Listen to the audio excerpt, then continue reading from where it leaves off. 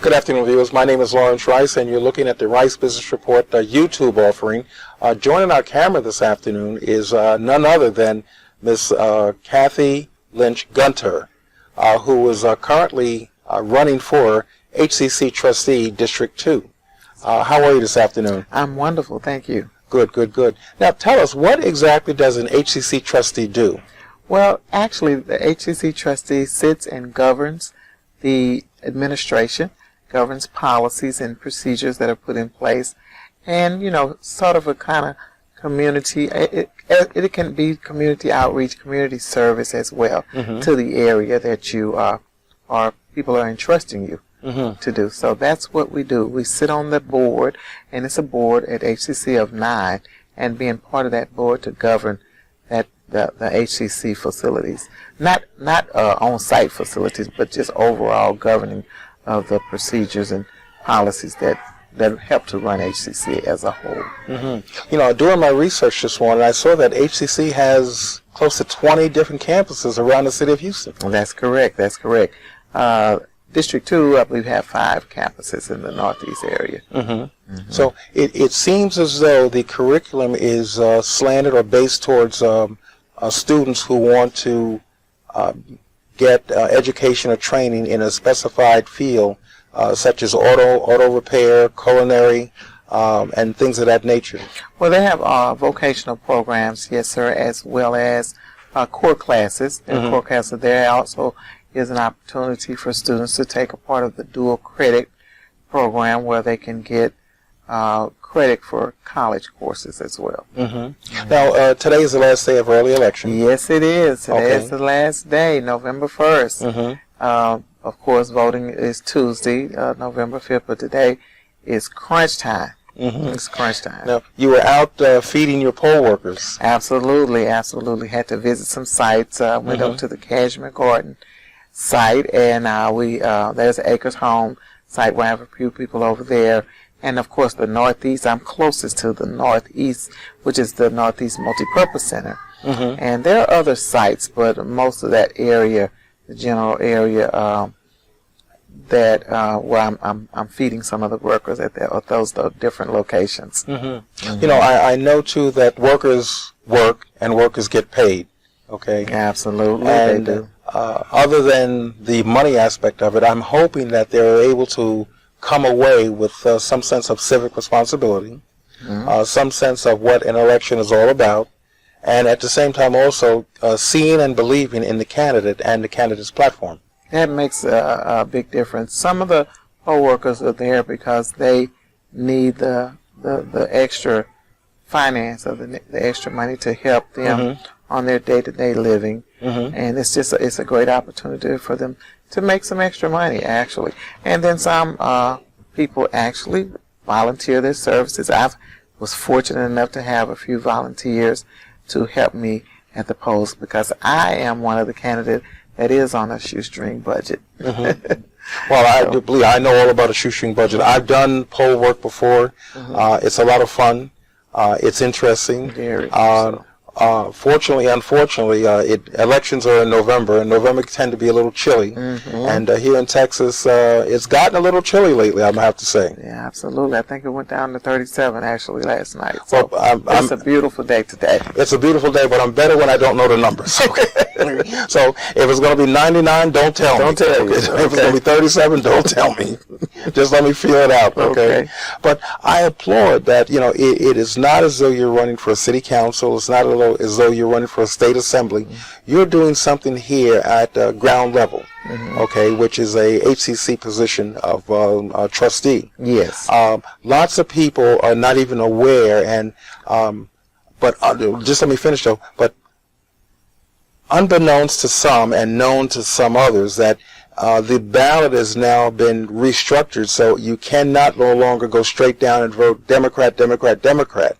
Okay, which in some people's opinion is a form of voter suppression. Okay, in some people's opinion, it's purposely done to lengthen the process that someone is actually in the polling booth, and the lines get longer, people get discouraged, and they go home and don't vote. That's right. This is a nonpartisan race. So even though you may be voting for a Democrat or a Republican, it doesn't have their party listed on this particular race. So this is a nonpartisan race.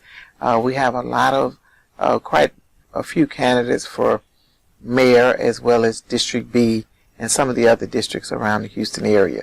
So sometime when the public has so many choices to choose from, they tend to stay home, which is not a good idea. It's good to get out and your voice needs to be heard. So the community needs to know your selection and your choice. And if you don't vote, you still make a choice, but it's just maybe not be the choice that you would have wanted. You know, I've done, during my research, I've seen what some of the courses that are offered at HCC campuses around Houston. And in your opinion, what would you say to someone, a high school senior who's looking for a college to attend?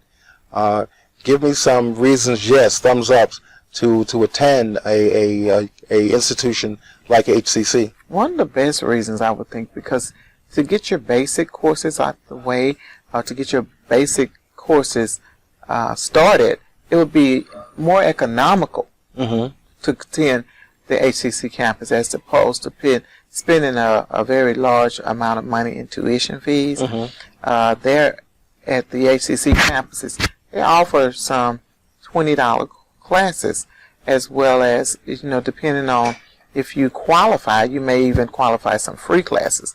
So, you know, it's not necessarily a program like a regular 4-year college where you have to have a scholarship to attend.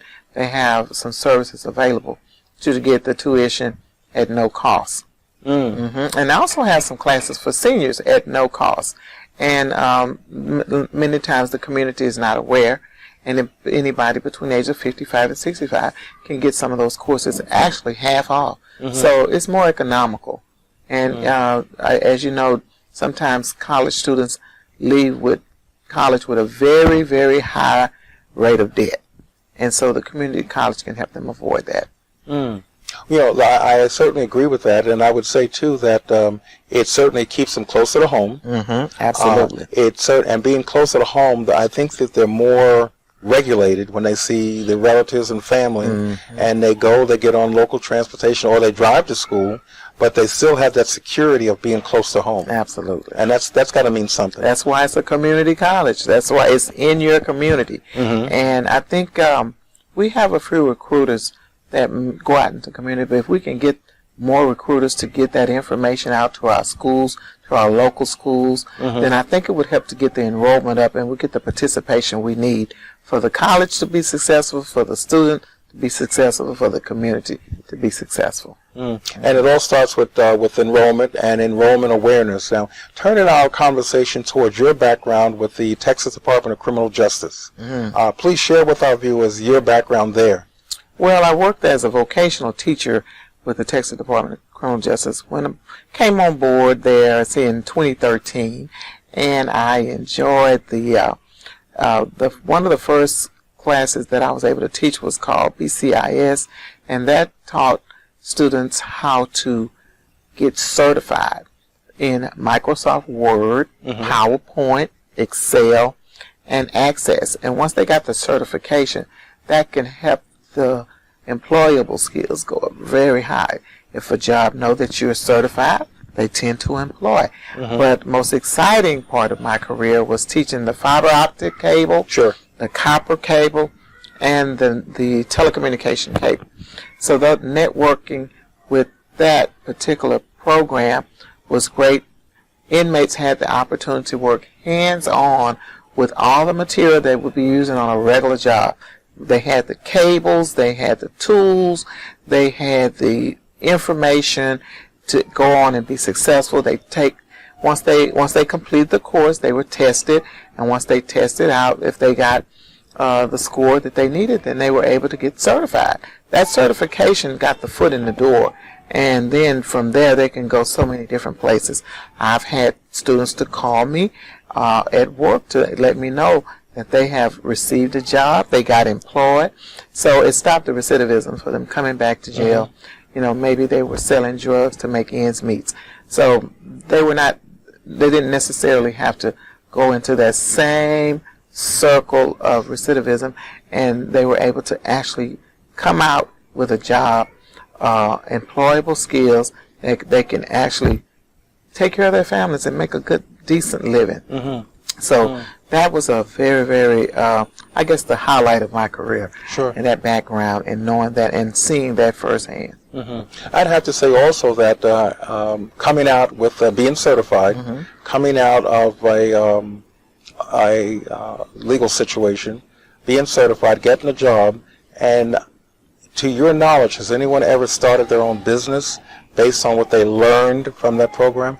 Well, I haven't. I'm sure they will, but I haven't gotten that information firsthand yet. But they're able to do little side jobs if it deemed necessary. If a computer, or maybe helping a family member, I've heard that they fix some small issues like with fixing things like that. But starting our own business, it would be wonderful. Entrepreneurship is one of the things that I would recommend as well. You know, lots of times in life you have to take the long way around. And taking that long way around sometimes means that you make bad decisions, which can lead to incarceration. And at the same time also, you're a good person, but you just made a bad decision. Absolutely. And mistakenly, people tend to think that someone who's been incarcerated is a bad person, which is not true at all. Okay. Not at all. Many times, the offenders, the mental unit where I work, they were making a living trying to $7 an hour or whatever the minimum wage is, and they actually sold drugs or on the side in order to make those ends meet. So with being certified and having a vocational trade, no one can take that away from you, and that can go on with you wherever you move, wherever you go in the city. That trade will follow you because you'll have that skill, and that's very important. And making enough money to feed your family is very important, and it reduces the recidivism. You know, here in Texas, we have so many programs that will enhance somebody's ability to get a job.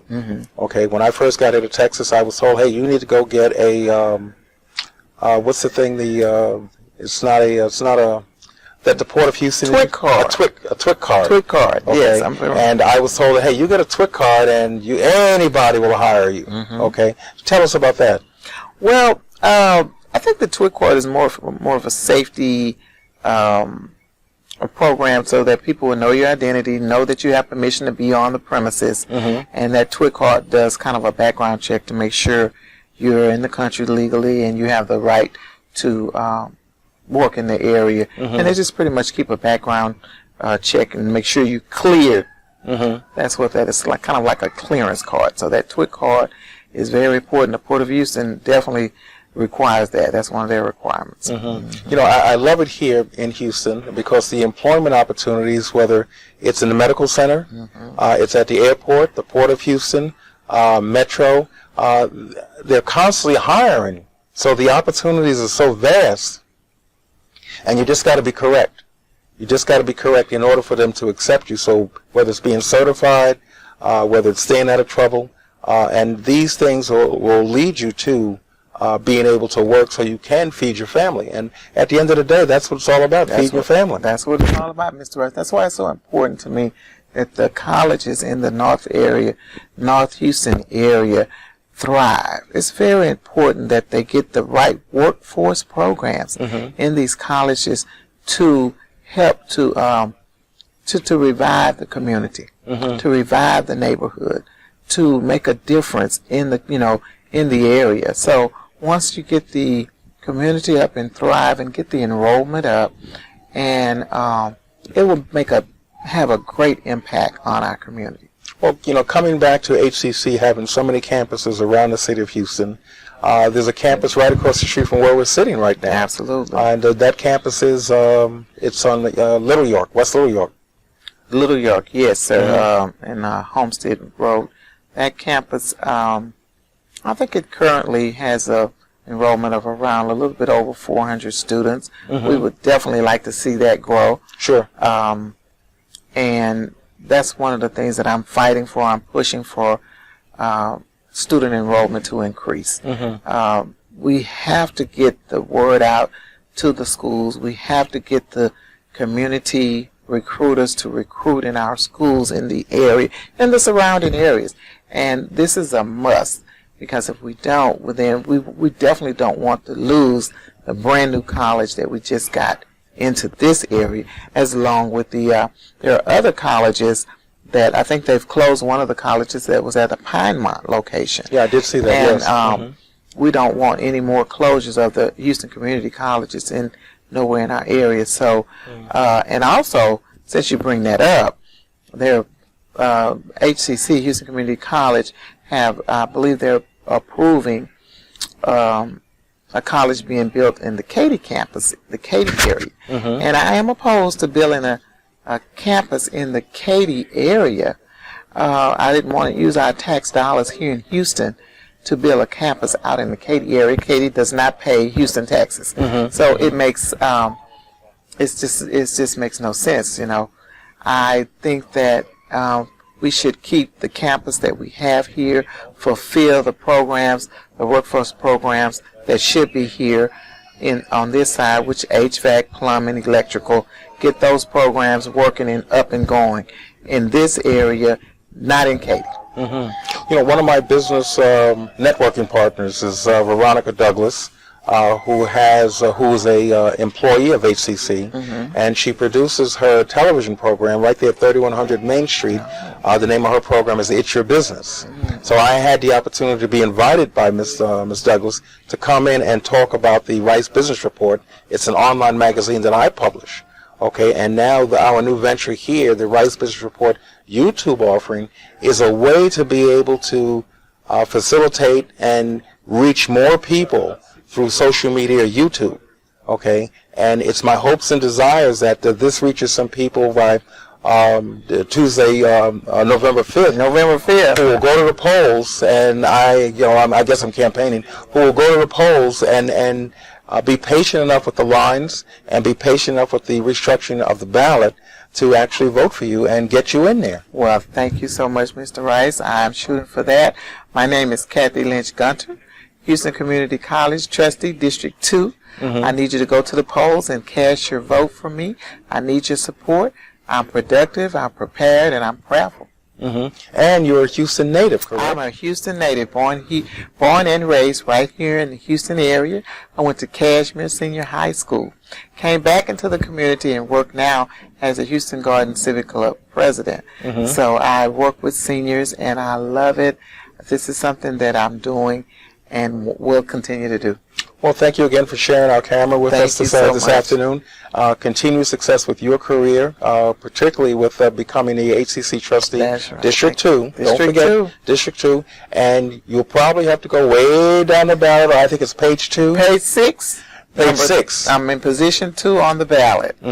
So there again, you know where to find her and how to find her. Okay, so do the right thing, okay? That's right. Thank you, Mr. Rice. Thank you for watching, and thank you, Ms. Gunter. Alrighty. Okay. Alrighty. Alrighty. Bye-bye.